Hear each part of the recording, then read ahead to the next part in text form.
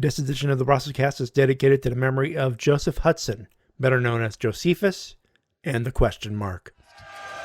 I ask that you all remain silent for the unveiling of the Mongrovian flag and the singing of the Mongrovian national anthem.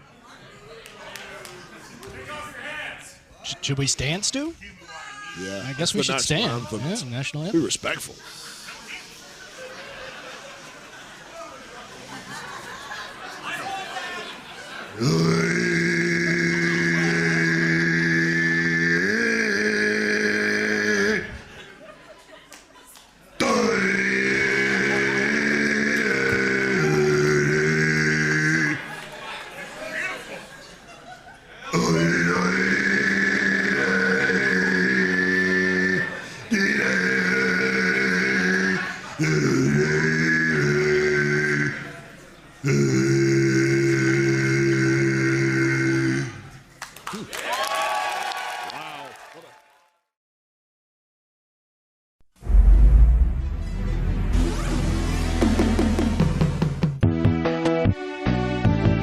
This is a presentation of RVT Entertainment.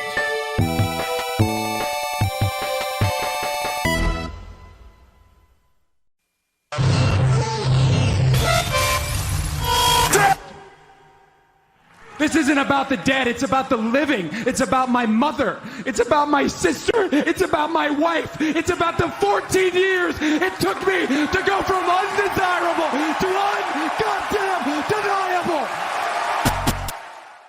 You know, they say all men are created equal, but you look at me and you look at Small Joe, and you can see that statement is not true. Because I'm better than you, and you know it. In the back, there are men and women, seasoned professionals, dues paid in full, gunning to be the best. I'll always light the way, and all you have to do is let me in. Oh, a little bit of the bubbly.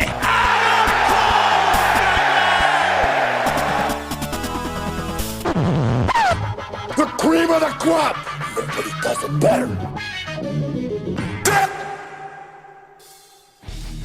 Hey, hello, ladies and gentlemen, and welcome to the Wrestle-Cast, presented by RVT Entertainment on Podomatic.com, Spotify, YouTube, and wherever else you may find this fine audio recording and live on RVT Entertainment's official Twitch.tv channel. We talk about professional wrestling both in the mainstream and the independent scene.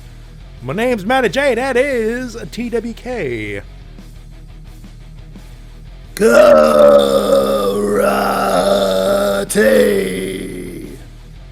And joining us, as always, the third man in the third chair, Shintigercurl.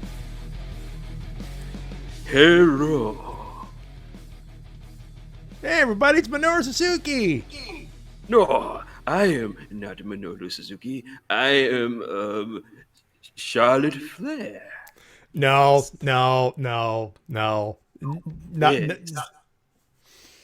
Dexter Loomis is Charlotte Flair. He's over there with the mustache. No, he is not Charlotte Flair. I am Charlotte Flair. See, blonde hair. I have no ass. I date Mexican men. My father is Ric Flair. Woo! See, you cannot tell me I am not Charlotte Flair. T-Dub, are Minoru Suzuki and Dexter Loomis about to have a woo off? Oh, that's right. I hear you. Yeah, I forgot. Yeah, I fooled you. I fooled you all. You thought it was the Queen, Charlotte Flair, but in reality, it was me, Rep. What? What are you guys doing? What are you doing, T-Dub? You're sitting there on the couch, watching fake people wrestle with your dick in one hand and a Crunchwrap Supreme in the other. You should be calling Everest. Get off your ass. Make something of yourself. Because I hate you. I hate you all. Especially you, Matty. What are you doing, Matty? You're over there playing pocket hockey and watching moose porn when you really should be going to Everest and getting yourself a job. That's what you should be doing. You could be making... I have a job. Every time you're in my childhood, every night I'd watch you make fun of me. No more. You get the fuck out. You get the fuck out. I can get the fuck out, but you need to get the fuck into Everest because what are you doing with your life? They're just sitting there. You and your stupid crooked hat, get out of here. Bitch, I've been working from home for over a year. Get out. I'm getting out, but you guys better get into Everest. Get out. That's what you be doing with your life. You want me to get Keith Olbermann? I will get Keith Olbermann. Get out. And now the Everest guy is making fun of is trying to get my dad to go to Everest. Even though he is going to get a shotgun up his ass. Yes, he will, and I do not pity him. Yeah, Bugsy, you came in during the best part, apparently. Yeah, apparently you did. Apparently you did. Don't let the Everest guy know. He'll go after Pugsley. Good Lord.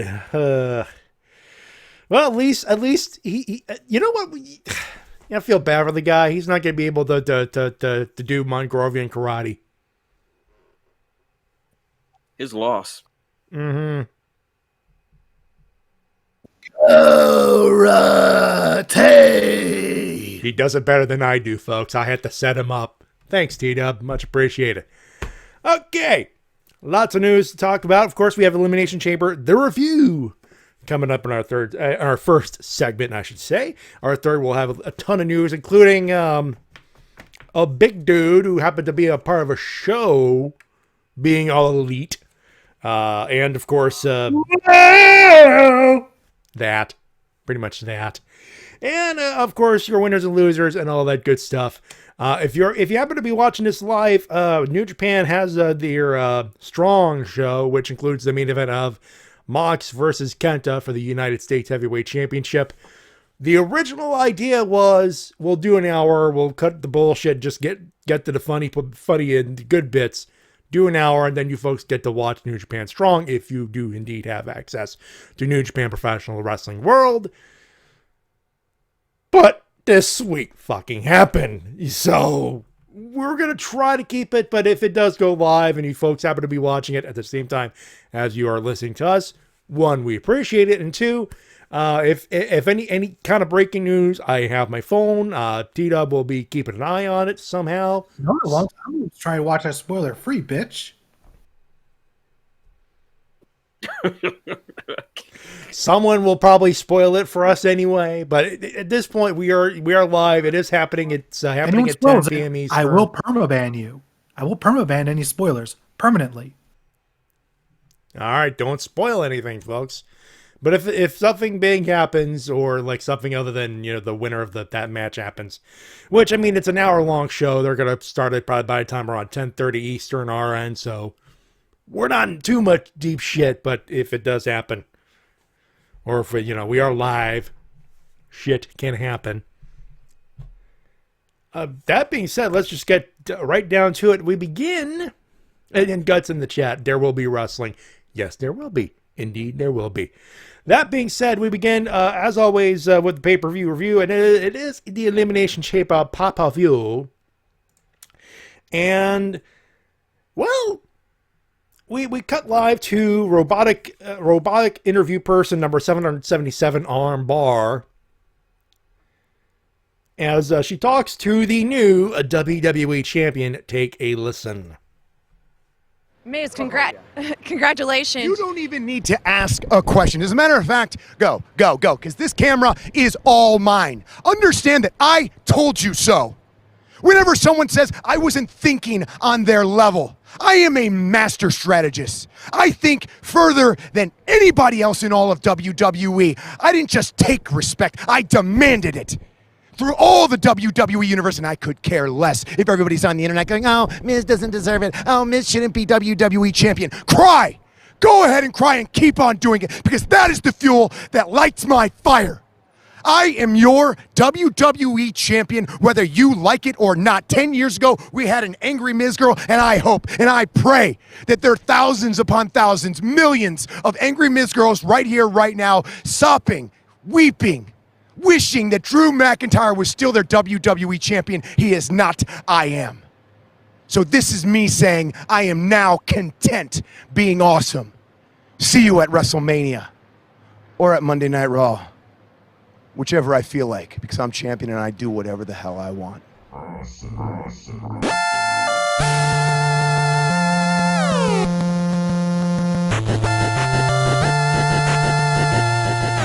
did it. Drew McIntyre. So, oh, this is this stir a lot of shit up. I don't know if you guys saw the clusterfuck that was Twitter on Sunday. Holy shit. The haters can suck it because The Miz is the greatest WWE champion of all time. CM who? I don't know. John who? I don't know. Stone Cold Steve who? I don't fucking know because they're not The Miz. Hey, Shin, I'm pretty sure he indirectly hindered Jinder by saying that. Jinder is the second greatest champion of all time. I will agree. I will agree that Miz is a better champion than me, but I still have the best perm of any WWE champion of all time. All time perm. All time perm? And I cannot argue because I can't argue that. You know what? Even though him winning is not going to make sense in the long run, I've been saying for years that The Miz deserved another run with the world title, and fuck it, let him enjoy it. He'll have it for, you know what?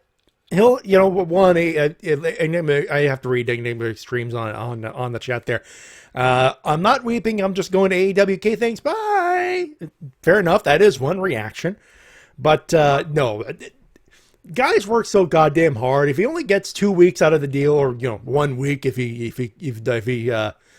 faces Lashley next week, it looks like that's what they're heading towards as far as the WWE title of Drew McIntyre versus Bobby Lashley. I think it was just their way of saying, well, we need to give Drew a chase. Hey, Miz, you got that briefcase, bud? Thanks, pal. Just think, last year he suffered one of the biggest losses of his career, and now he is world champion again. Hey, you know what? I'm pretty sure Miz is going, I'm going to milk this for what it is. And thankfully he is. But Miz versus Lashley is going to be fun next week if you folks want to watch it. I don't. But, so the way they're setting this up, it's either Miz versus Lashley either tomorrow. They either do the transition, they put the belt on Lashley tomorrow, or Fastlane. Either way, Miz ain't lasting long as WWE champion. Let him marinate it. At least let him have the title long enough for him to be on up, down, down again. That could work. The rematch of the century. Tyler Breeze versus The Miz. Champion versus champion. Why not? Why not? Makes sense to me. Yeah. But either way, he is not going to WrestleMania as champion. Or if he is, it'll be under a triple threat situation, which, I mean, he would probably be the guy to take the fall in that situation if it is going to be a triple threat. But we'll cross that bridge once we reach it. There's an option here, and obviously Drew's on the chase again, which is not the worst situation that you can get, especially if you have a bunch of fans going into Raymond James Stadium, even if it is going to be at 1/3 capacity, but still, it is something. But we begin with a review here. We'll discuss a little bit more, obviously, as we get to the end of the card, because that's pretty much what it is.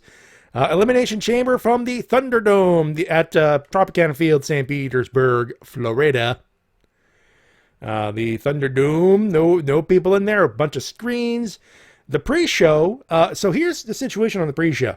The U.S. title, triple threat, they pulled Keith Lee out for an undisclosed injury at the time. And they said, instead of making it 1-on-1, we're going to fill that slot, and that's what the pre-show is going to be. It's going to. It turned out to be John Morrison, who defeated Elias, Mustafa Ali, and Ricochet in a 7-minute match. Good for the sex. Yeah, pay-per-view win. Pre-show and then pay-per-view money. No complaint there. D-Dub? I only saw like the last. Makes sense.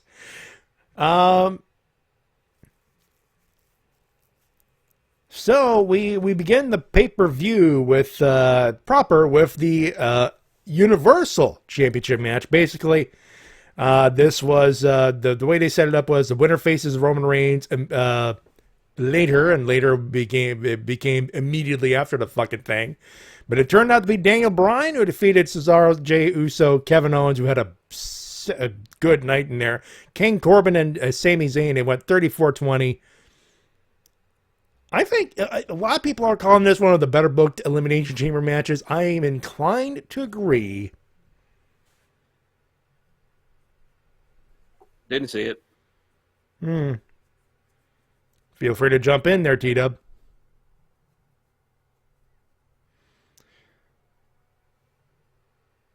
We may have lost T-Dub. He is not responding. He's usually responsive. It might be an internet thing.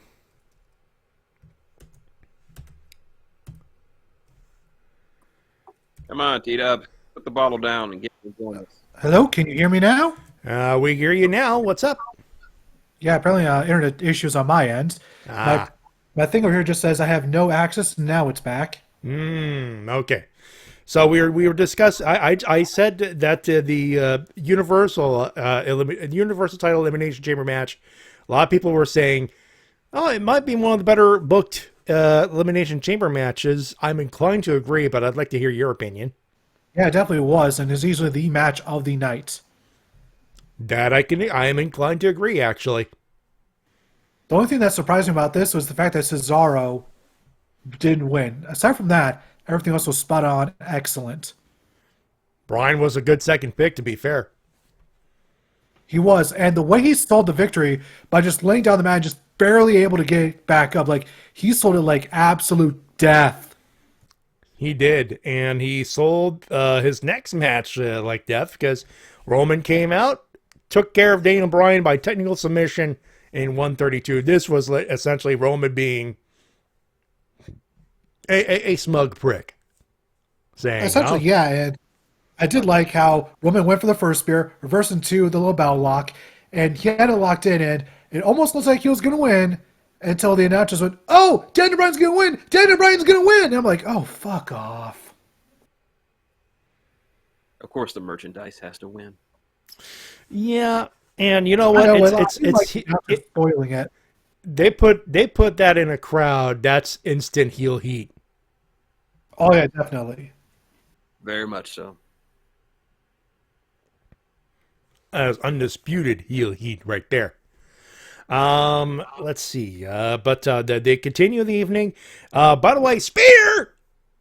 Edge shows up, points to the sign. It's official. It's Edge versus Roman Reigns. Not my pick, but as we discussed during our Royal Rumble review, either scenario was pretty damn badass. This is definitely going to be better than Roman Reigns versus Goldberg. I mean, it's the obvious choice here. It's either that or Goldberg shows up. No thanks.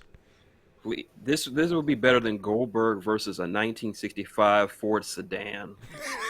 And the sedan wins. Hey, Edge can get in the ring. 3 or 4 Goldberg shows up. Hurry up. I can hear him getting in the building. Hurry up, spear me. That's probably what Roman says. Like, dude, I don't want to lose to Goldberg again. Just spear me at the chamber, dude. Oh, don't. Spear me. Do it. God damn it. I can hear him coming.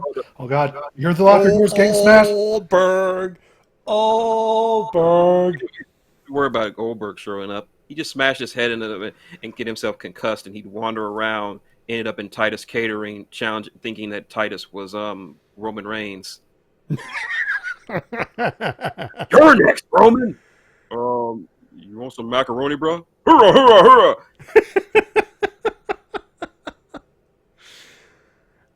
There you go. So it's Edge versus Roman Reigns for the Universal title. That is at least what Roman Reigns is calling the main event. Talk to Vinnie Mac about that, pal. But we continue. Triple threat for the United States Championship. Ooh, this was a happy thing for a lot of people. 840 Riddle versus Bobby Lashley and John Morrison.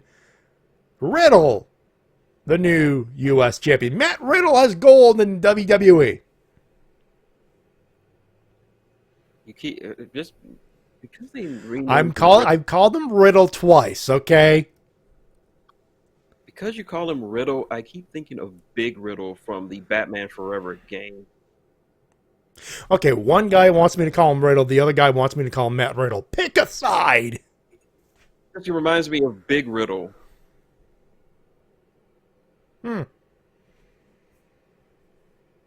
We're having some connection issues over on TWK's side. Oh, there we go. No, I'm still here. You're still here. Okay, good. I find it curious putting the title on someone who's still going to trial for sexual assault. It's Vince. And on top of that, it's Vince. And on top of that, Jomo deserves better. Jomo deserves better. The sex deserves better in that particular case. But Yeah. here's the thing. Just to lose. That's honestly, it. Congratulations. I miss Johnny Mundo. Can we get Johnny Mundo back? Please. Let's bring back the tempo real quick on MLW. Yeah, that's where the sex really was, the sex.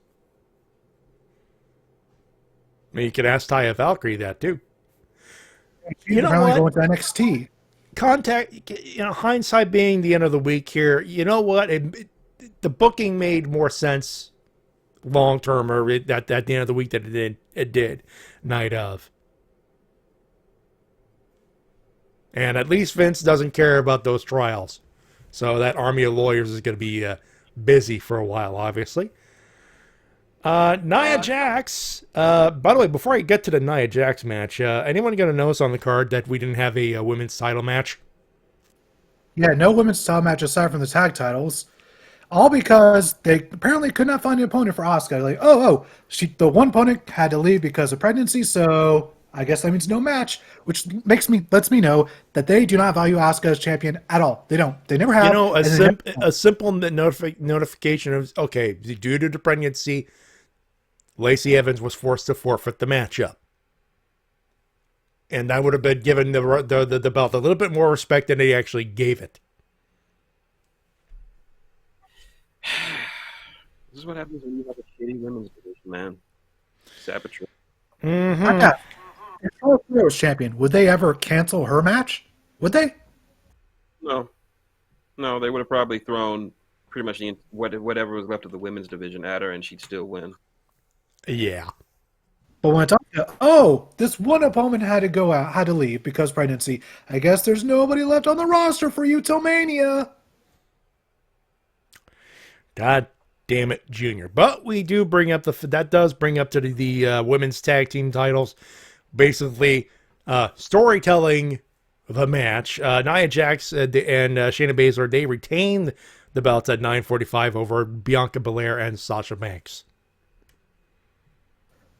It's another distraction finish in WWE. Take a shot. Don't worry, folks. You'll be drunk by the end of the week. If not the end of the evening, if you're watching SmackDown tonight. I just hate these finishes. WWE is so lazy with these. They do so many. Hey, look, the Bayface has got the match won. Oh, here comes somebody distracted. They lose. Womp womp. You know what? They're carte blanche because they don't have a crowd. They would have booed the shit out of that match. And considering the talent in the ring and Nia Jax, that's bullshit. I had to do that because people go on the talent. You're going to give Nia Jax the word talent. I was like, I course corrected mid sentence, folks. That's what I did. Shayna Baszler should be like murdering people on Raw or SmackDown or wherever. She should just be murdering people. That's her thing. She murders people. And they're not having her murder people. She's just sort of chugging along, doing nothing. By the way, that whole thing is simply saying Bianca Belair versus Sasha Banks. It's official. It's on. WrestleMania, that match is official. I hope they tear it down because that's a lot of talent. That's a lot of talent, and even at 10 to 15 minutes, that's gonna fuck up night 1 or night 2 of WrestleMania because that will be match of the fucking night. It damn well better at this point. It definitely has the potential to be. Mm-hmm. Yes. And the main event, Drew McIntyre, the main event, the advertised featured bout of the evening, I guess you could say. Elimination Chamber match, WWE title at 31-10. Drew McIntyre defends over AJ Styles, Jeff Hardy, Kofi Kingston, Randy Orton, and Sheamus. This match, I feel like, all right, so because there's no Raw Women's title match, this show went short. And because of that, this felt like it was put on too soon after the SmackDown Chamber match. And on top of that, there was no Women's Chamber match this year. So, but here's the thing. You say if it came too soon, but I'm like, we opened the damn night with the SmackDown Chamber. We ended the night with literally that. I know. Usually there's more time in between the Chamber matches. Maybe they elected, hey, let's just keep the 4 hours. I don't know. Like this is it. Maybe the night went too fast. I don't know. I don't know what to tell you. But booking wise on the card, they did the right thing. It's just I guess they ran. They forgot to book a match. Junior. They just decided not to have the match. We talked about it. They took off the Raw Women's title match, so the show went short, and so the two chamber matches were kind of too close to each other. And on top of that, because there was no women's chamber match, that felt quite homogenous. A little bit. It was kind of hard for me to focus at times on this match, especially during like the first 10-15 minutes. And almost did a thing, got kicked out. Big dude doing big dude shit. Shrug. Thankfully, by the end, it did pick up. That it did, and that was a good finishing sequence. And Randy Orton got knocked the fuck out. Stuff and things happened, and Randy Orton got rolled up by Kofi at the beginning. He did. Got eliminated. Randy got eliminated way earlier than I thought he would. It's like, holy fucking shit. Orton got the shaft, but then again, they have a story pre-made for him, so it didn't. So, they dispatched him real quick. Go ahead, Shin. So, in other words, you're saying Bumbleclot? God damn it! Basically. That's all you needed to say then. Basically. And I say basically because it pissed off T-Dub, and that's always a good thing. You always get all right, so another thing to note is they're teasing Ali attacking Kofi throughout the entire month, and yet he did not, even though he was in the building. He had a match earlier. He did nothing. His threats are empty. Again, Retribution looks stupid. You get the feeling that they're just going to try to quietly sweep Retribution under the fucking rug like they should have last year. They're just beginning the process of that shit. I'm starting to get that feeling. Take that goofy shit off my boy, Big Double D. Yeah, please. Dominic Dijakovic and Keith Lee need to have a banger mid-card feud on Raw. Matter of fact, take the belt off Riddle, put the belt on Dominic Dijakovic, turn him heel, and have Keith Lee fuck each other. Both of them just fuck each other up for 2 months. Crazy. Thank you.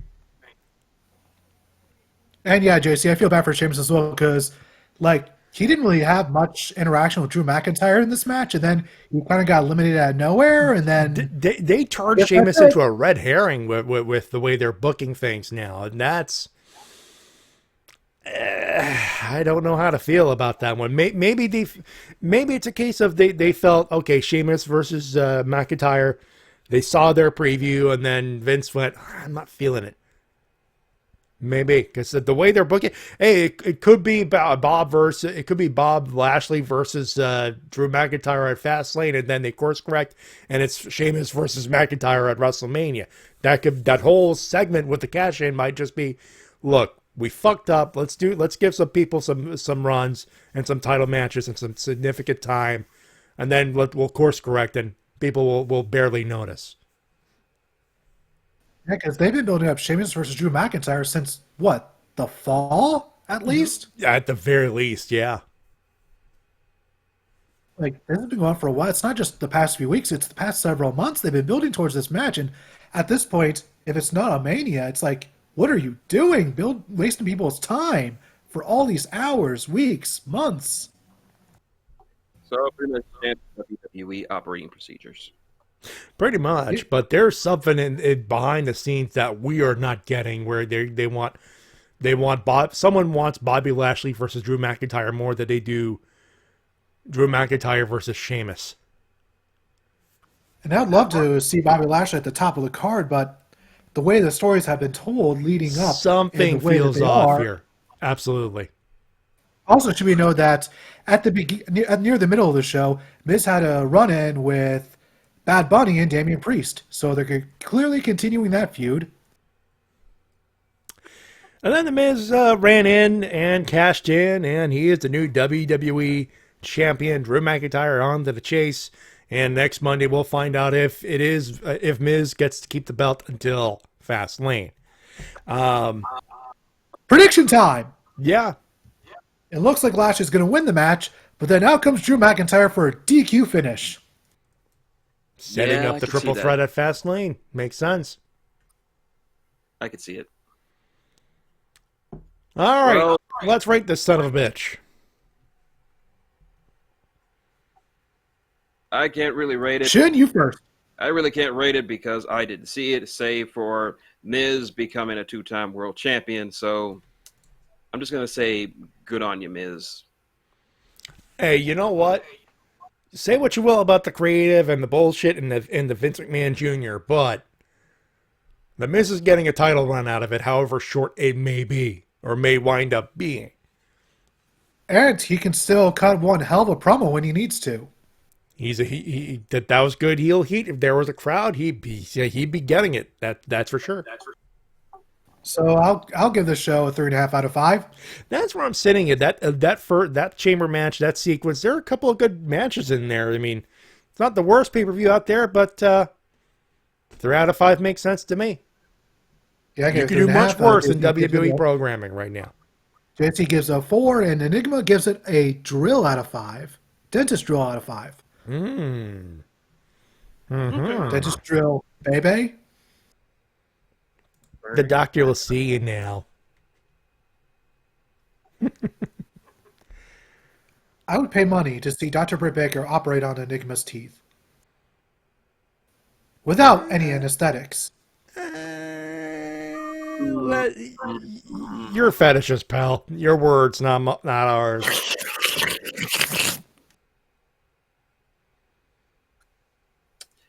Behave, T-Dub. Behave. We need you around for the Mongrovian karate gimmick. Thank you. All right. Well, that was quicker than I expected there, but you know what? You guys want to take a break, get to the news? Let's get to the news! We'll do that. We shall do that at the end of this particular commercial breakage. We shall return with the news, and there's plenty of it when we come back. Don't go far.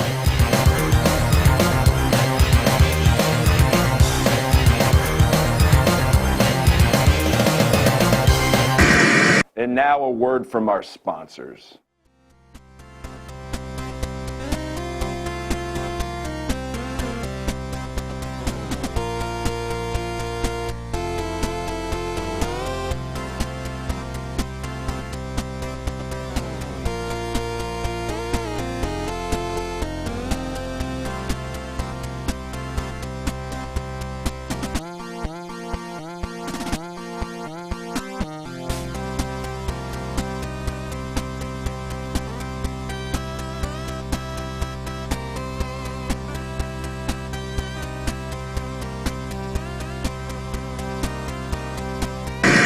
Promotional consideration paid for by the following. These newfangled video games are too hard. Hello, boys and girls. This is the national treasure and the world's champion, Nick Aldis, and I'm here to announce that the NWA is coming to Wrestle-Mania Wrestling. Stars like myself, Colt Cabana, the Universal Heartthrob, Austin Idol. Hey, do you want a challenge for the 10 pounds of gold? Well, you can, buddy, in Retromania Wrestling. Coming to the PC, Nintendo Switch, PlayStation 4, and Xbox One. I'm going retro. Retromania Wrestling. This is WMOB Mobile, 12 on your channel dial and 12 in the TV ratings.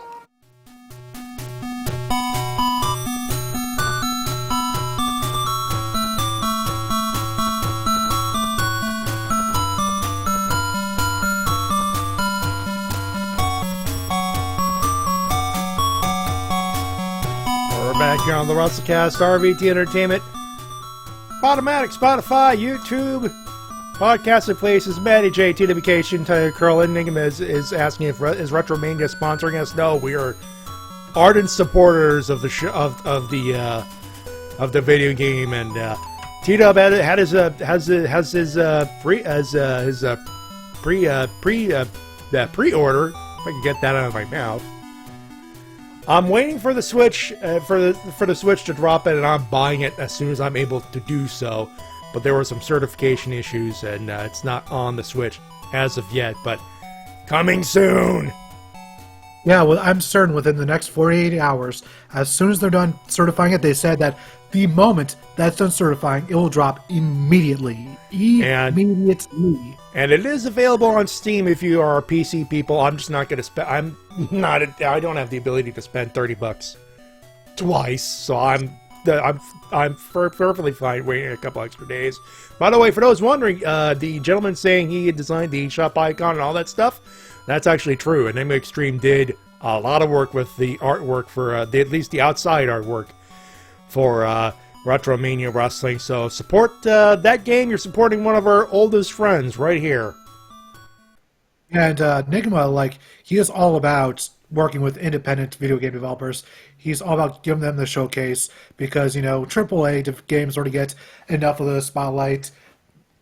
So he's like, you know what? I'm going to help the little guys out. That's what I'm going to do.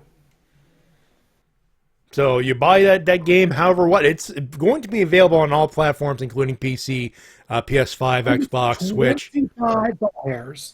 I believe it is $25 American. Yeah, $25 US. It'll be around the $30 mark Canadian. So, yes. I wish I could get it, but money is tight for me right now.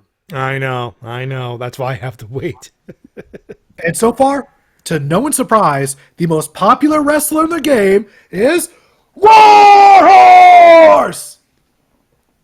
Do we need to give you more proof that the game rules ass? Yeah, like they even say on Twitter that every time they go to somebody's stream to watch them play the game, they're going through the 10 pounds of gold mode as Warhorse. There you go.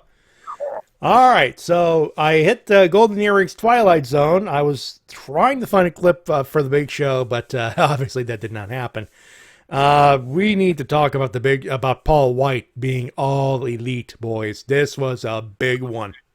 Well, it's Paul White. If it's Paul White, it's all right. He did that gimmick during a Twitter DM that between the two of us with a gif of Kerwin White, one of Chavo Guerrero's old gimmicks. Chavo was actually asked about that gimmick a few months ago. And his response, he loved it. Aha. Because to him, it was the ultimate heel move. He got to piss off the Mexicans by dissing his heritage, and he got to piss off white people by acting like them. And he got to piss off everyone by getting Dolph Ziggler to be his caddy. Believe it or not, folks, that was before the Spirit Squad. So, grain of salt there. Before he was Dolph, before he was Nikki, he was the caddy. He was the fucking caddy. Nick the caddy. Yep, this was a missed opportunity. They should have had Kerwin White team up with Johnny Polo. Oh my God! Best tag team, most arrogant tag team ever. The Smug would be off the chart. Would Raven revert back to Johnny Polo though? Here's the thing: during the time that Kerwin White existed, Raven was the NWA World Champion. Yeah, he was. He was enjoying a second run as a top guy under the Raven gimmick. Would he have reverted back to Johnny Polo? I doubt it, but my God. This must happen. I have put it out in the world. It must happen. Johnny Polo teams up with Kerwin White. Evil Reverend, if you're listening, challenge? Shrug? Oh, and then give it extreme. Kerwin White with Rodney Dangerfield. Caddyshack, motherfucker. Now, Rodney Dangerfield, his character would not be seen within 10 miles of Kerwin White.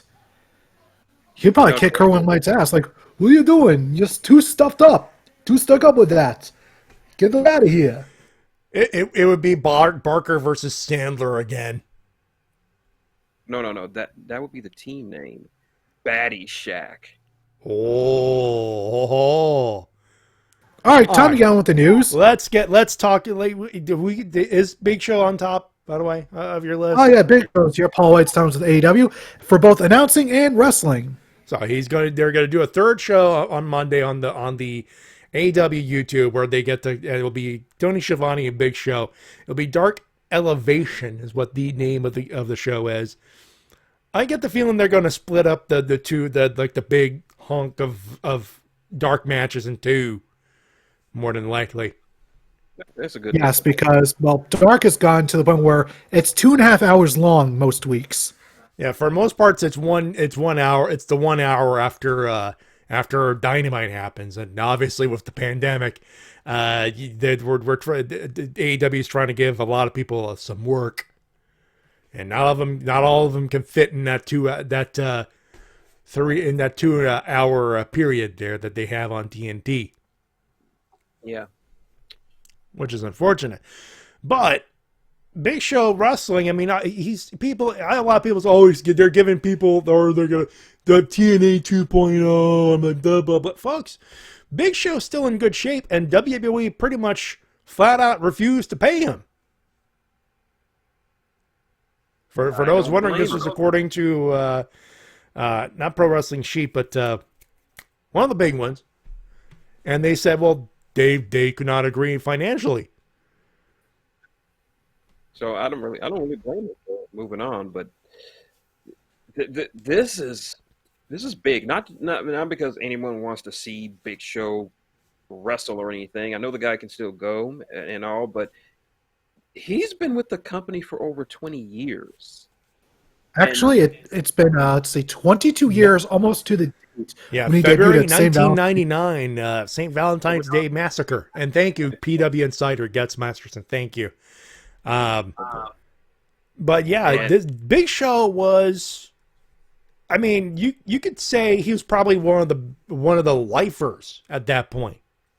He was a company man through and through. Like, if you came up with a list of 5 guys you would never expect to leave the WWE, Big Show would be at or near the top. Yeah, I would say Kane, Undertaker, Big Show, Triple H, and John Cena. Yeah, you expect those guys just to stay, and Mark Henry. You expect those guys to just stay around. But the fact that Tony was able to get him at all shows you that things in the WWE aren't as nice or as fun as we like. Aren't as smooth, or Vince McMahon fucked up royally with Paul White. It should also be noted that AEW almost got Edge. Yeah, Edge, and it was Edge's. It was due to Edge's loyalty to Vince, that he went to Vince, says, all right, Vince went, all right, I'll give you more money to wrestle here. Yeah, and Edge has been with the company even longer than Big Show, so the fact that they almost got him was something. And AEW is in no way TNA, but for one thing, they actually have someone running the show who actually knows what the fuck they're doing. And another thing, they're not just bringing in all these old wrestlers to pop a rating. All the old wrestlers are there to build up the new stars, and are not just there to take someone's spot and make money for themselves. No. And Big Show, I was talking about it with the NGT TTWF roster. They were doing a hangout. We were talking about stuff, and we were talking about AEW Dark Evolution. And I said, you know what? A dude because a lot of stories come from Big Show backstage, just giving a random advice to everybody. How many big men do we have in AEW right now? I could name 3 on the top. You obviously have Archer. You have Will Hobbs, Brian Cage. Luchasaurus. Luchasaurus is another one. Thank you. I was thinking but it's, you know what? No, we'll throw him in there. You got Paul White's experience goes in there backstage. He's offering whatever advice he can to those 4 dudes.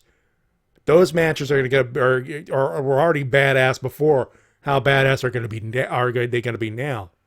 Hell, Paul White versus Brian Cage. You have that in your head and you're going, holy shit. JC, Wardlow, and Hager. There you go. Yeah. And Butch. Butch counts as a big guy. He's a pretty good big guy. Oh, yeah. Butch is definitely a heavyweight. Absolutely. Yeah. But you know something? Another podcaster brought this up, and I've been marinating it for the past couple of days. So I'm gonna go out on a limb here. I'm gonna be with him bringing in Big Show. Bold prediction. I think Tony Khan has Punk in his back pocket. Whoa! They're waiting for what? What do you think they're waiting for? Like the video game thing to launch so we can have them as a pre-order It wouldn't bonus? surprise me if it's over the video game, but Punk has been adamant to saying no to wrestling, period. No, I mean, they're not waiting for the video game. I think they're waiting for when they got really big live crowd, because if he has Punk and he brings them out when they're either their first or second full show from the pandemic, you're gonna hear probably the biggest pop ever, because this is just my speculation. This is just me thinking it, but I firmly believe. I think Tony Khan has Punk in his pocket. He's just waiting for the right time to bring him out. So you're saying he's already signed, despite the fact that he still has like one UFC fight left? I'm not saying signed, but I think one part of me wants to say there's some kind of deal that he struck with Tony Khan about this. So it's possible. I'm just saying when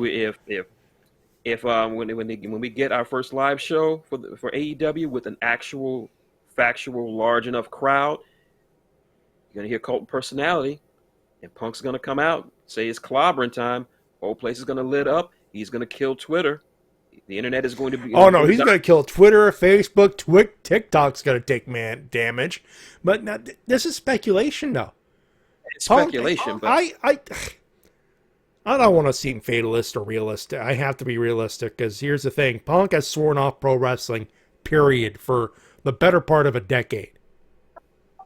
But that was till an interview with Renee Young last year. But again, he answered it almost in a sense of, okay, here's your fucking answer. I'm gonna go with what Easy would say in this situation. I'll believe it when I see it. And I have heard nothing from this. I mean, it could happen. I mean, at this point, if fucker could score Paul White after Vince fucked up his contract. But, I mean, that's a long shot, though. I say that because a few days ago I watched Starrcast, JR do a Starrcast interview with Moxley about the day he decided that he was leaving the WWE. Mm-hmm. And a lot of the language that Mox was saying reminded me a lot of what Punk was saying during that interview he did with Colt Cabana. Colt Cabana, the infamous podcast. A lot of language matches up, yeah. And the WWE can kill a person's love for professional wrestling with all the politicking and under the table crap and all that other stuff. Punk didn't have the advantage that Mox had since Mox actually had a place to go with people he trusted. Punk didn't have that. Maybe if Khan has him in his back pocket, he promised him, hey, come back here. I can't guarantee you anything. I can just say you can be whatever you want to be. And I can see that happening. It's speculation on my part, but after what happened this week with Big Show, the possibility is more than a possibility now. You said but it's very hard. With Mox, it was a lot of burnout. And, okay, he got revived, but he almost got burnt out again until he just said, fuck it, I'm done. Contract's up, done, I'm out. Punk flat out left when he got fucked over a medical issue. I don't think... again, I have to be pessimistic in this case. Does Punk want to wrestle again? Does he want to ever take another bump ever again? If he wanted to, he could have shown up anywhere. He would have shown up day one on AEW, for God's sakes.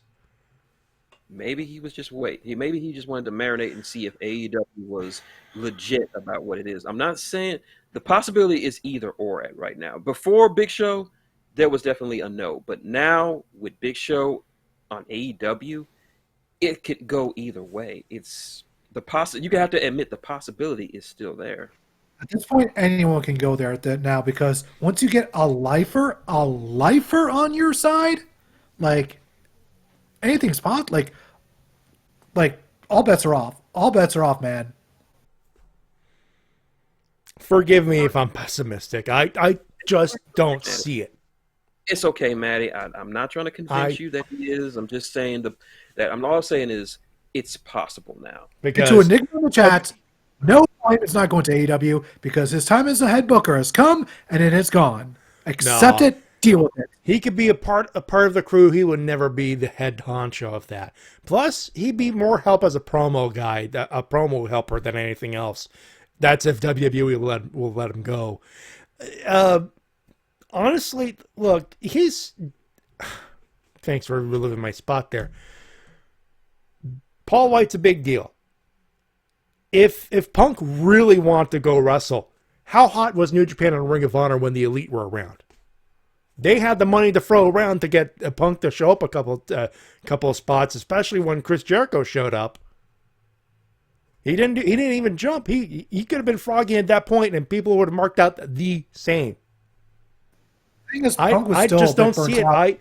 Hey, maybe the time it makes the longer he's out, the more you think, yeah, maybe I could do something. I don't know, but from what I've read, from what I've seen, yeah, that interview does provide an insight. It's I would do it for this, and that, but I'm like, Jesus, Punk is stubborn. Punk is stubborn. He is. I don't see it. But given Tony's track record, he could do it. If there's anyone that could pull it off, it could be Tony Khan. I just don't see it. He confirmed some things in an interview he did. Mm-hmm. First off, he stated that Sting is fully medically cleared. So he was allowed to take that bump last week, and he showed up on Dynamite. He didn't look like it was 61. Stinger splash, awesome. Cage took him like a boss, by the way. They did, and Sting definitely looks better than he has in the past several years. That time away has done wonders for his body, it seems. Maybe he's this is his old buddy GP's house, did some yoga. Maybe. Yeah, maybe, possibly. I hear it does wonders. He also confirmed that he is interested in working with Taya Trinidad, but, she's under a 90-day no-compete clause, and so he cannot talk with her during that time. So if Taya wants to come in, she'll have to wait till spring, summer-ish? Yeah, somewhere around that time. Yeah. To be continued on that.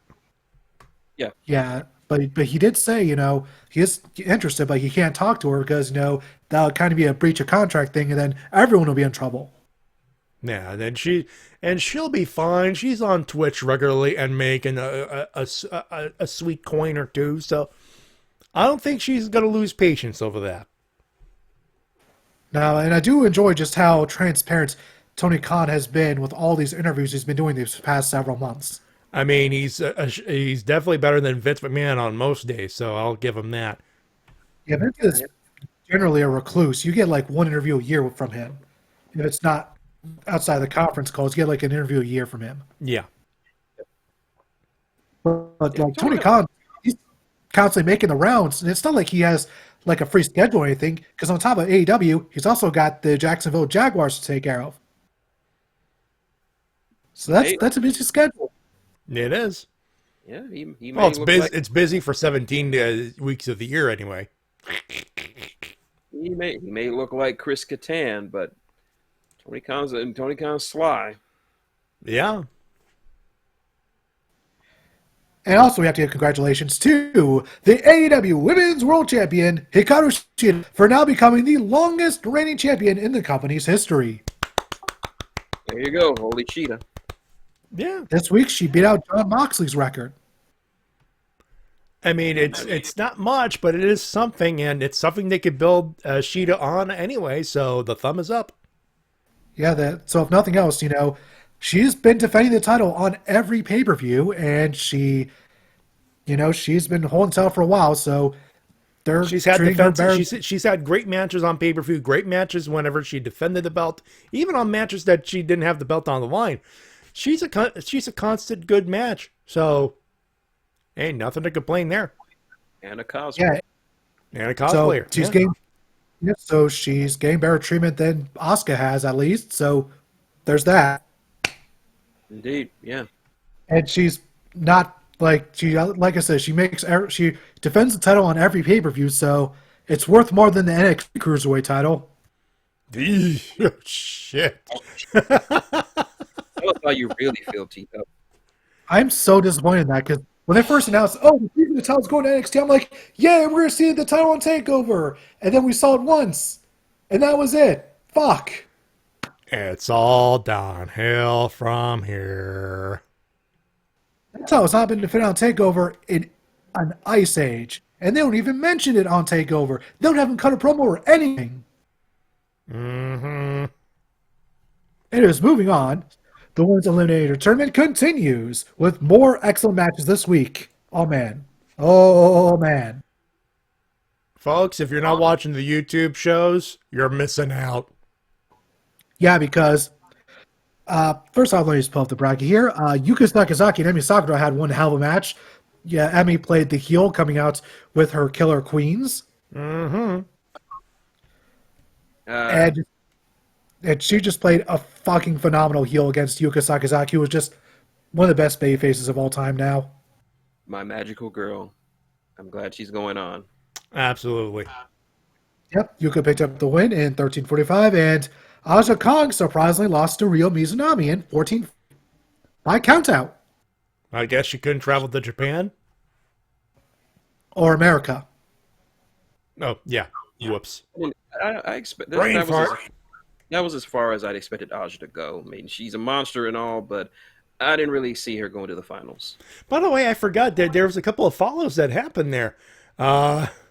We have Braden McLean 2020. Thank you very much for the follow. And Nikki 112382. Thank you very much for the follow. Welcome to the madness. Oh, is that you, Nicole? Thank you. Also, one thing I may have noticed is I think Ryu Mizunami's first name is a pun. Really? How so? What did she come out wearing? What does Rio come out wearing? A dress? Gold. And Rio is gold in Japan. Okay. Yeah. Darp.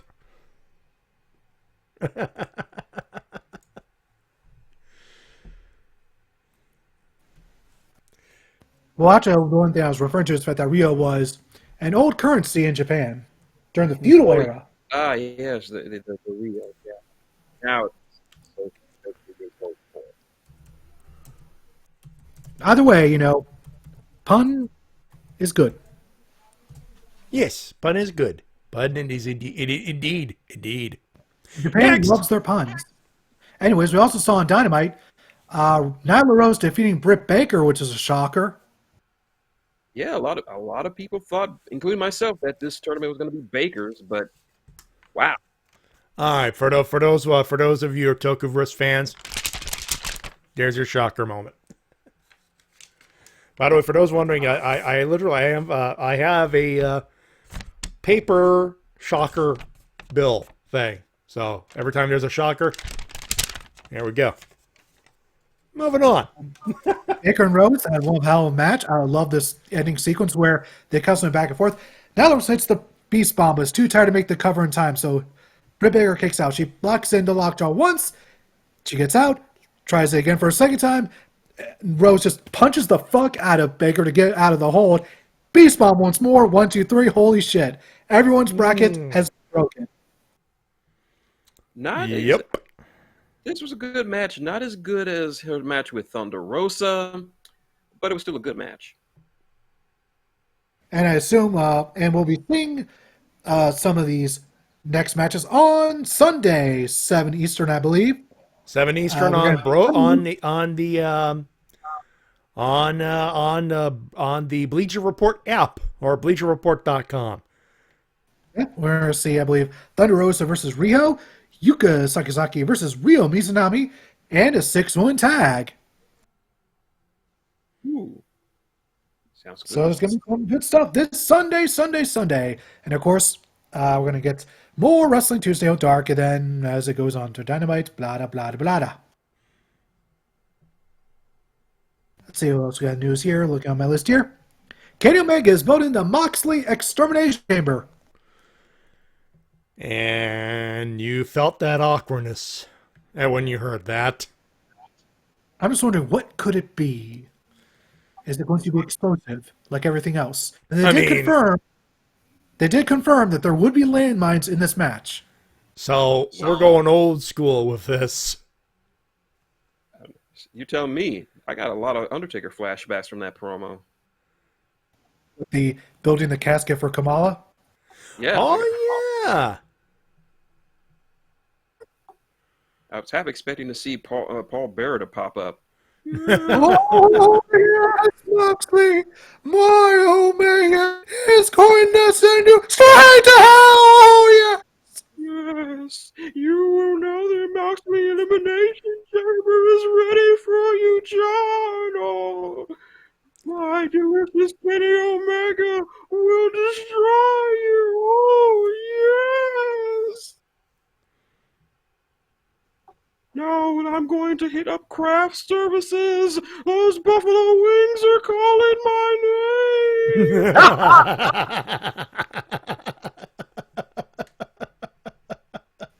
See what else we got here. MJF and Y2J beat the fuck out of Papa Buck and smeared jelly all over his face. The bastards. The bastards. Correction. I already coined this on Wednesday. They are the absolute bastards. Oh, yeah. I'm not going to add anything to it. That's the thing. And I just realized that now the Big Show is on AEW. Could we ever see a reunion of Jericho? I think that was the first thing that popped up. Unfortunately, they will not be able to go under that name, though. Oh, yeah, of course. But in theory, it is possible. Y2 White? I don't know. Why too white? That's a good question. Why too white? You need to lower the brightness level a little bit. A little bit. The contrast levels on the cameras are off. Just a tad. And Archer defeated Phoenix qualify with a Revolution ladder match. They had a banger. Now that's what you call a nice David versus Goliath match. Absolutely. Indeed, and after the match, Archer got Phoenix, give him a fist bump, so a bit of respect from the two. And it looks like after next week, the next spot will remain a mystery until the night of, which can only mean that the final participant will be... Look in my eyes! What do you see? No. We already know who the next spot's going to be because he stole it. It's going to be Yano. Don't give me hope. Do not give us hope, dude. King of Pro Wrestling, I'm in this match. You buy. $3. You buy. Though I will say this, Justin Roberts is going to have a fun time reading that long list of plugs. And then Moxley shows up because he still hasn't gotten his DVD. He'll want his run back. He wants his run back. No, he still hasn't gotten the DVD. He actually bought it, remember? Oh, yeah. And Shooter stole some money from someone to get to pay for it. Mm-hmm. That is the only sale Yano has ever made on camera. The Hustler. And of course, speaking of Mox, tonight he'll be defending the United States heavyweight title against Kenta on NJPW Strong. Show is currently airing on the New Japan Pro Wrestling World app or site. We are not going to spoil it because TW refuses to spoil. And of course, some other news I have here. WWE had the most promotional tactic award for Wrestling Observer newsletter, the awards thing where the people vote on. They had 4 out of the top 5 for that category. And let me read you those. I saw those. Those are going to make my news bit of news. Go ahead. So at number 5 goes to AEW for restarting the Matt Hardy Sammy Guevara match. That was bad. Yep. Number 4, WWE for running in Saudi Arabia. Bastards. Number 3, WWE stopping talent from third-party opportunities. Fuckers. Dicks. Number 2, WWE operating for months without COVID testing. Mega dicks. Mm-hmm. And this one is listed in all caps. WWE firing people during a pandemic during a year where they were setting profit records. Junior. Absolute cock hydrants. Junior. And yet, of course, there are people in the comments section wondering how WWE could be voted the worst company for 4 out of 5 these for 4 out of 5 for the top 5 of this. There are people actually wondering, thinking that there's some sort of bias in effect. Or maybe, just maybe, they're a shitty company now. And maybe those people defending it are fucking marks. Possibly. Also on tonight's SmackDown, Apollo has gone full heel. Do you want to know how he went full heel? He put on a scarf, the son of a bitch. Yeah. Still the Colgate kid to me. Yeah. Don't put on a scarf in wrestling, you've gone full heel. Yeah. Tell me a wrestler that wears a scarf and worked as a babyface correctly. It has not happened. I can't say. Me neither. You're right. You're totally Every wrestler who's worn a scarf has been a heel. And whenever they are a babyface, they get rid of the scarf because when you see someone in a scarf, you want to boo them because they look ridiculous. Yeah, he's good, but he will not be the greatest scarf-wearing heel in professional wrestling history. Isn't that MJF? Greater than MJF. Chris Jericho? Even greater than Jericho. Who? Del Rio. No, not Alberto Del Rapo. Even greater than Alberto Del Trash. Alberto El Trasho. Okay, who's better than who's a better heel than that? Ha! You fools, you did not know it was me, the model, Rick Martel. Of course. He didn't wear a scarf. Yeah. He didn't wear a scarf. He wore a shirt. He wore a sweater around his chest. I wore scarves around my sweater because I wore a lot of arrogance. Arrogance. Perfect for the man on the go. Arrogance makes the salt of the earth smell like shit.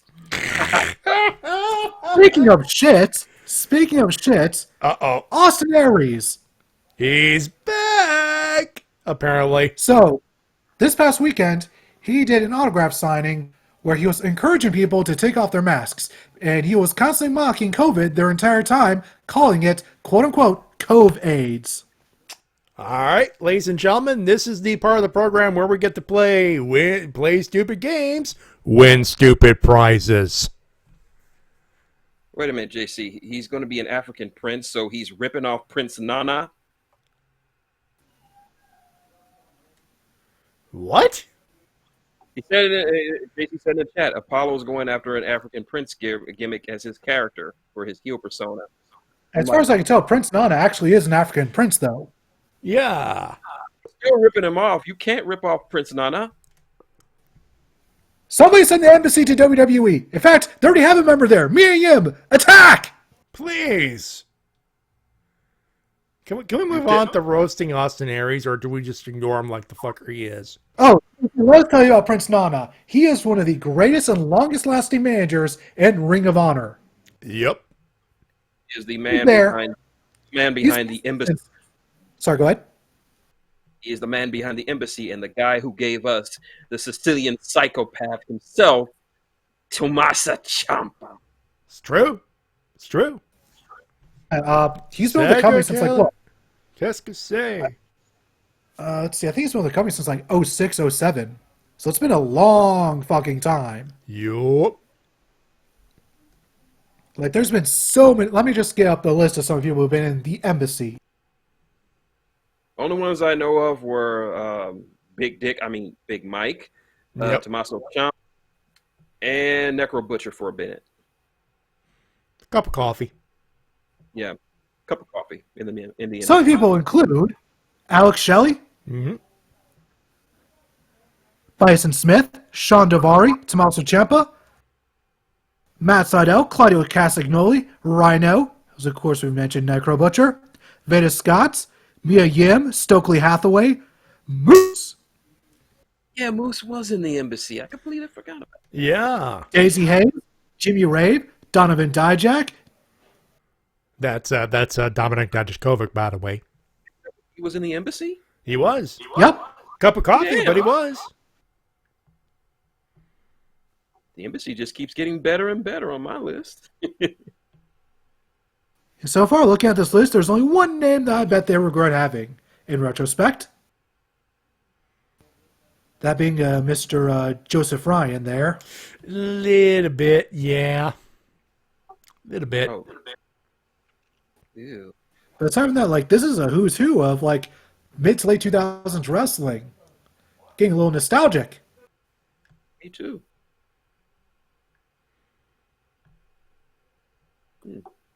So yeah, Prince Nana, kind of big name for Ring of Honor.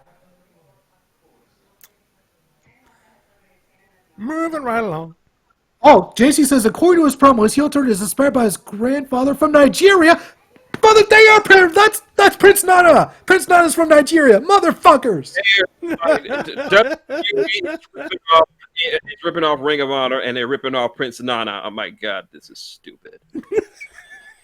And you Claudio. folks keep wondering why I don't watch WWE anymore. Apollo, At least not live. Apollo Crews will never be Prince Nana. He can try, but he will never be Prince Nana. Nobody can be Prince Nana. That guy is amazing at promo work. Let's move on, boys. Yes, please. This is WWE tripping on their dick again. We've been there before. And the last thing I have is the fact that Retromania Wrestling is out now. Yeah, out now on Steam. Go buy it if you want on Steam on PC. If not, wait a couple of days. You got yourself a console version. I hope it comes out the next couple of days because I'm getting antsy. I need that game. It looks so good. It looks like I know retro wrestling video gaming goodness. And the fact that it has a roster so diverse. You got people from the NWA or what's left of it.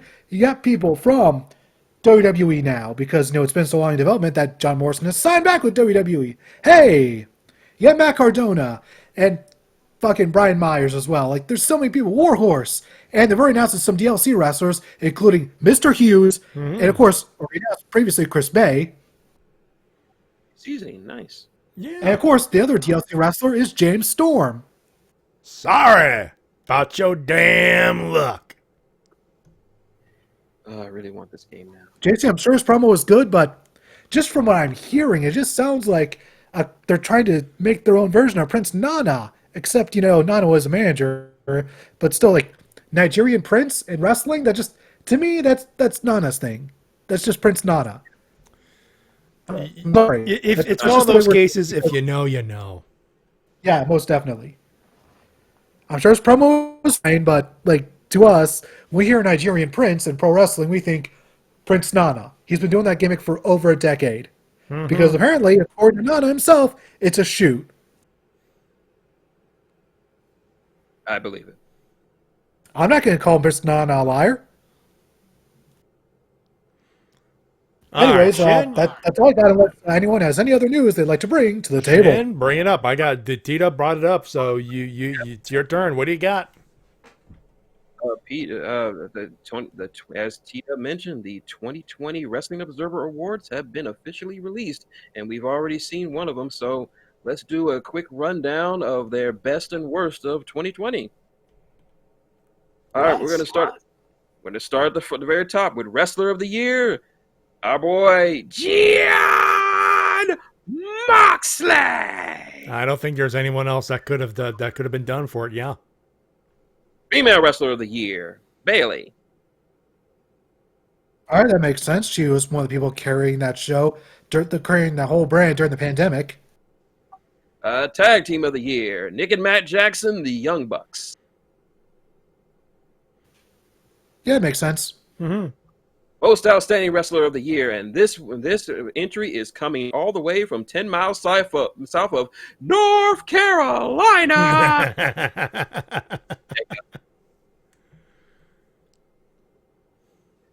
Most Improved Wrestler of the Year, I'm gonna have to agree, Dr. Britt Baker, DMD. Absolutely. Yeah, compared to where she was last year, it's night and day.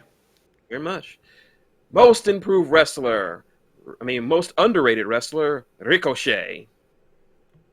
Absolutely. Yeah, it certainly feels that way. They need to do something with him fast because he has so much star power potential. Yes, he does.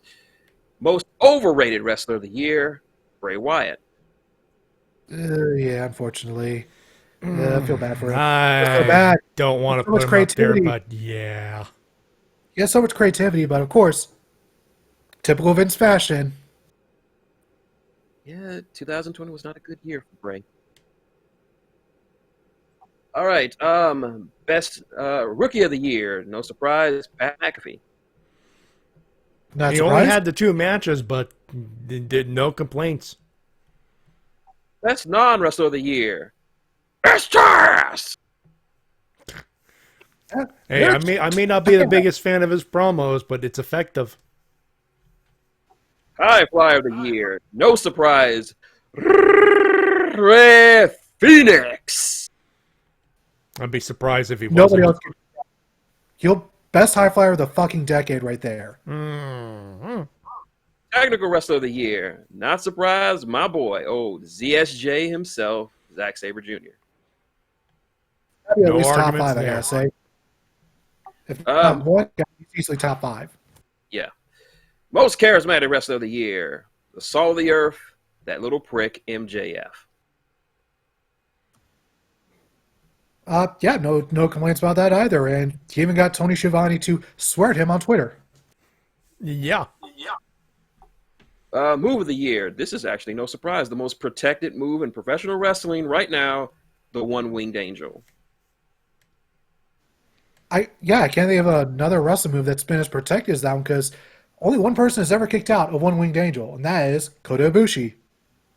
And that could be explained away because they're so in sync and they've known each other for so long. Of course he would know how to get out of it. All right.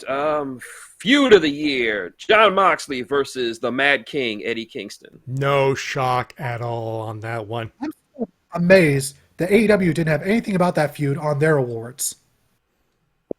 Worst Feud of the Year. Bray Wyatt versus Braun Strowman. Yeah. There's potential there, but of course, they kind of went off the bridge with that one. They fucked it up. Moving on. Match of the Year. Again, no surprise since this made a lot of people's lists, including ours. Kenny Omega and Hangman Page versus the Young Bucks at Revolution. Mm-hmm. Yeah, I can say, no complaints. That's definitely up there. Worst match of the year. Bray Wyatt versus Braun Strowman in a Wyatt swamp fight. Oh, good. Yeah, good pick by the fans there. Best weekly show of the year. No surprise, Dynamite. Moving on. Worst show of the year. No surprise, Raw. Promoter of the year. Again, no surprise, Tony Khan. Best promotion of the year. No surprise, AEW. Worst promotion of the year, TNA. Wait, what? I'm just fucking kidding. It's WWE. Let's see. Best major show of the year, Revolution. Worst major show of the year, Saudi Blood Money show number 516, aka Super Showdown. AKA the show where they fed the Fiend to Goldberg, I believe. That's the one. It's the only one that happened this year anyway, or last year, I should say. Yep. Gimmick of the year, the Oh God, freshly squeezed Orange Cassidy.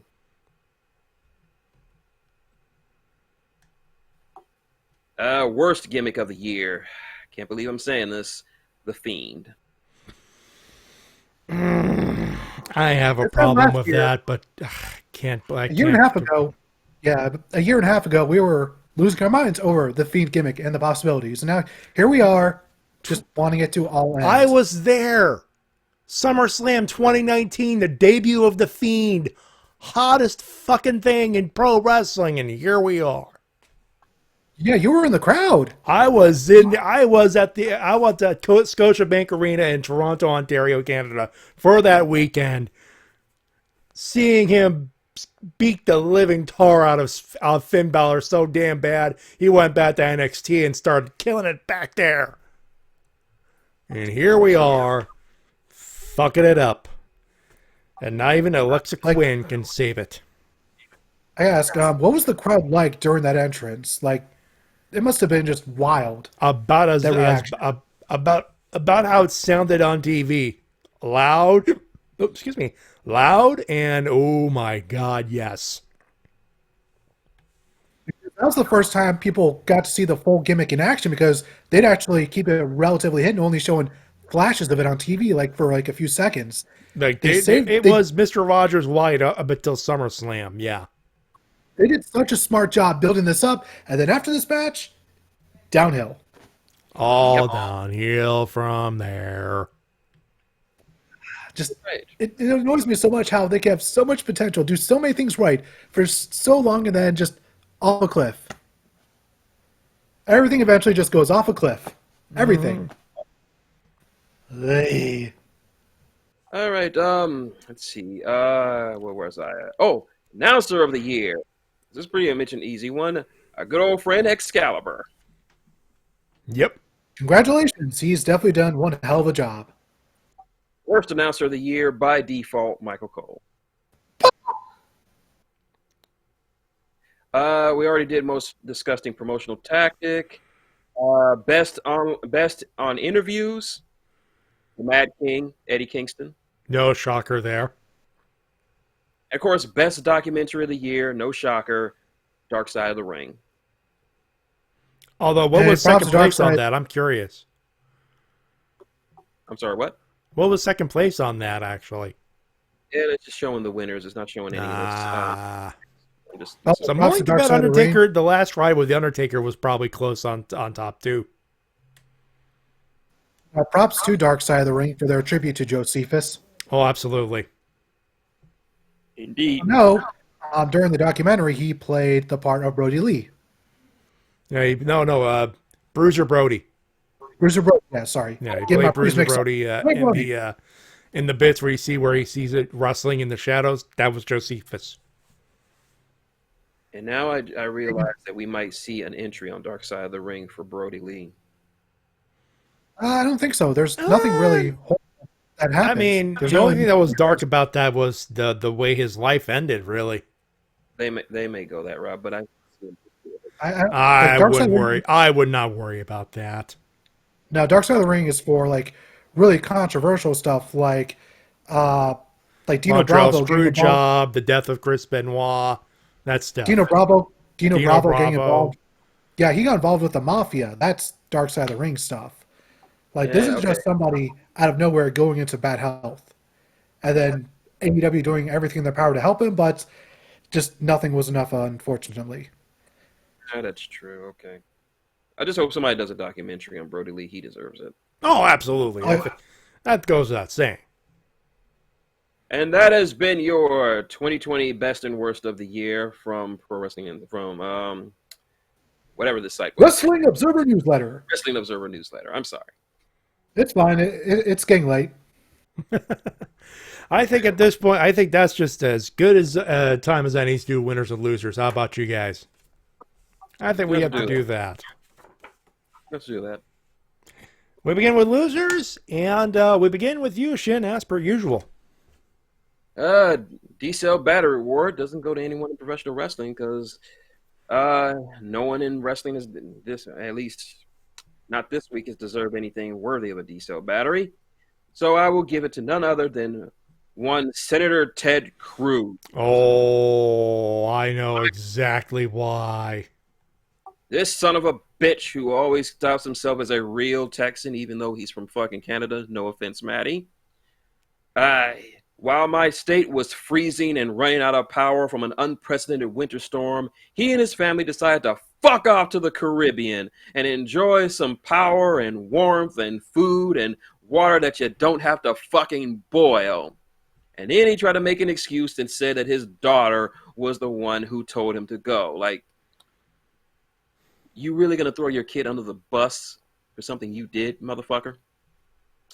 Ted Cruz, you are a limp dick piece of shit, and I would say I would beat the shit out of you. I'm gonna let my nephews beat the shit out of you because I know you can't beat my nephews in a fight, and they're 10 and 13 years old respectively, and I know your little limp dick ass couldn't win anyway. You grandpa monster looking motherfucker.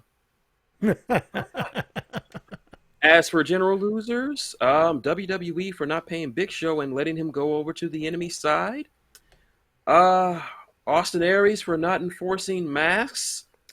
And again, Jade Cargill. The match is next week, and you have shown me diddly squat, young lady. So you better be fucking impressive come next time I speak, or else you're getting the D-Cell Battery Award. I'm not going to give it to Shaq because Shaq is Shaq. Yeah, like at this point. I'm not expecting anything out of Shaq. I just hope that he can do. I think actually the only thing we're expecting out of Shaq next week is he stares down Big Show and we actually finally get that fucking match that he's been pushing for a decade. Yeah, I don't expect great things out of Shaq, but Jade, for all the shit talking, all the posturing, all the videos and vignettes you've been doing, you better show me something good for all the time you've been wasting. Other than Speaking of which, Shin, how many times do you think Shaq missed that free throw shot in that training montage before they got a good take? Listen to Tito. In the first round, my free throws are great. Everybody knows this. So Sure. All that 2 hours of B-roll that you might be expecting, that's just me promoting Gold Bond Foot Powder and Papa John's, not me missing 2,457 free throws in a row. That's not me. I'm Shaq. I always win.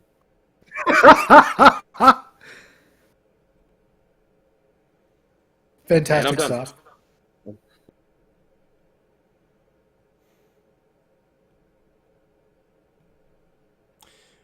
All right, let's continue, boys. Nothing else to do here. All right, I guess my loser today is just really WWE for all their worst of awards for Wrestling Observer Newsletter.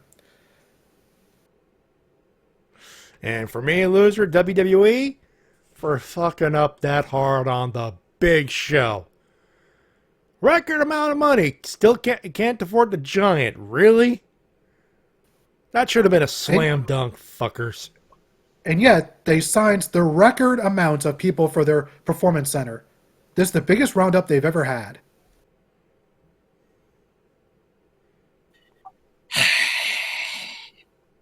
Let's do winners, boys. Let's just do winners. Winners. If you saw Impact this week, or if you saw Riff Downs, you know who the big winner this week is. It's Principal Scott D'Amore for that epic burn he did at the WWE. That fucking burn, my God. It was so good. I was half expecting Michael Kelso to jump out of nowhere and just say, "Burn!" Oh, if you haven't seen it, Matty's going to play it at the end, so it's just awesome. But in general, AEW for just getting the big show, hitting things on all cylinders, getting everybody hyped and ready for Revolution. The Dark Order for becoming friends with benefits with Hangman Page, and 5 actually getting out of everyone's shit list. And Maki Ito, apparently. Maki Ito for just blowing up everywhere because it now. Hell yeah. Also, and my last winner, just because she followed you guys, simply because I'm on it.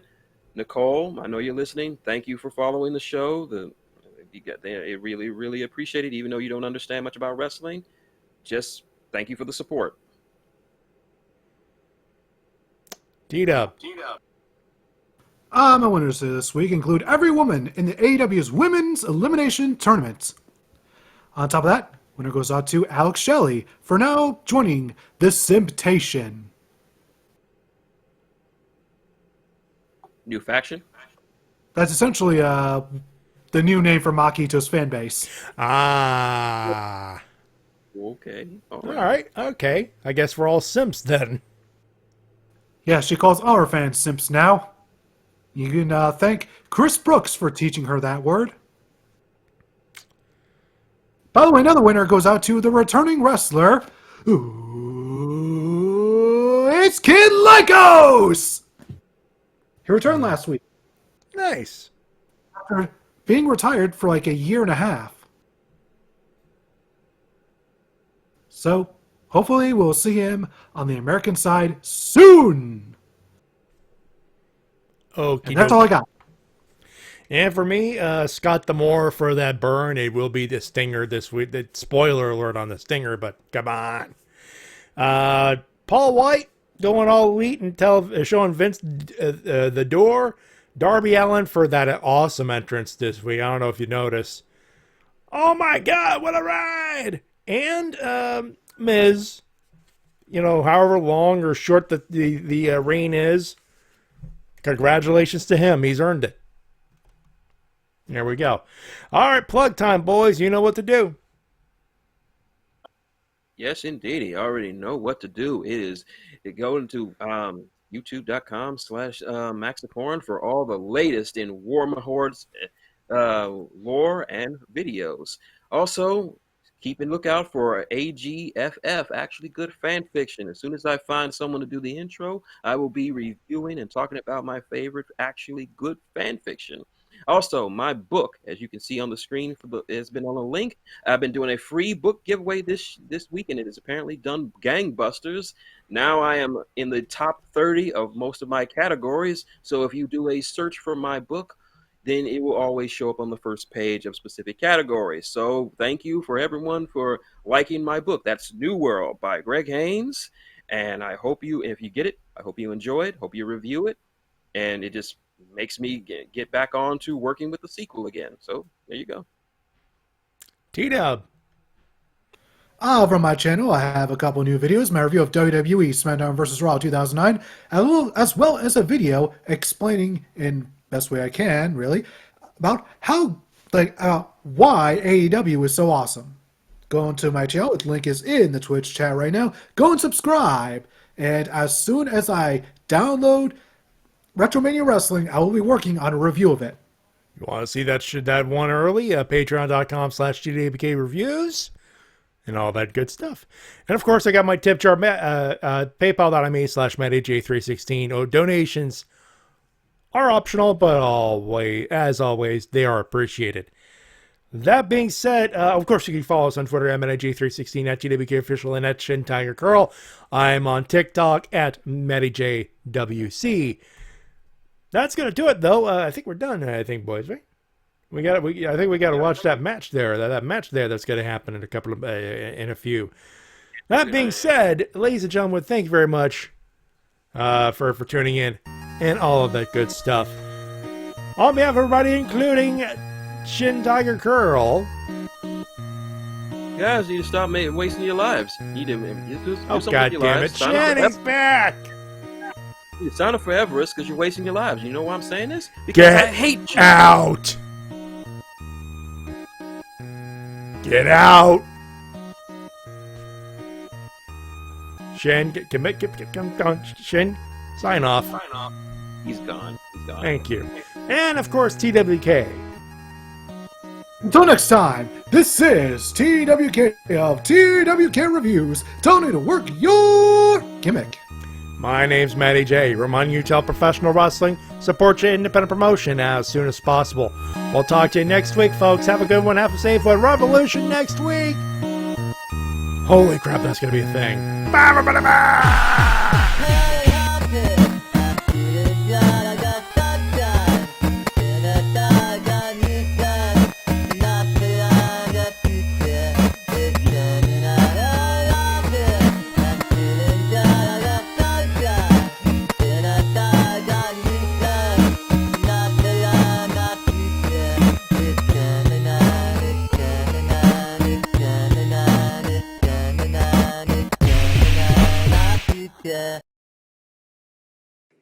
Brian, listen, come on, drop the act. What are you obsessed with me? What are you doing? Last week, inadvertently hit you in the eye. I'm sorry. Hey, you owe me an apology. Hey, Matt. Hey, what's up, Scott? Hey, great. Not much. I'm sorry. I've been so busy. It's been crazy around here tonight. How'd your match go? Lariat. 1, 2, 3. What do you think? Okay. That's interesting because I actually did get a chance to see it. Okay. And I saw your lawyer. Very nice. You hiring a lawyer who referenced your contract. You know, the one you posted online for kind of like a marking out for yourself. And I saw that he referenced, a very good lawyer. I saw that he referenced 17H. The problem is he didn't read down a little more into the minutiae of things, and the contracts get very specific and very technical. Your lawyers had problems with this in the past, I know.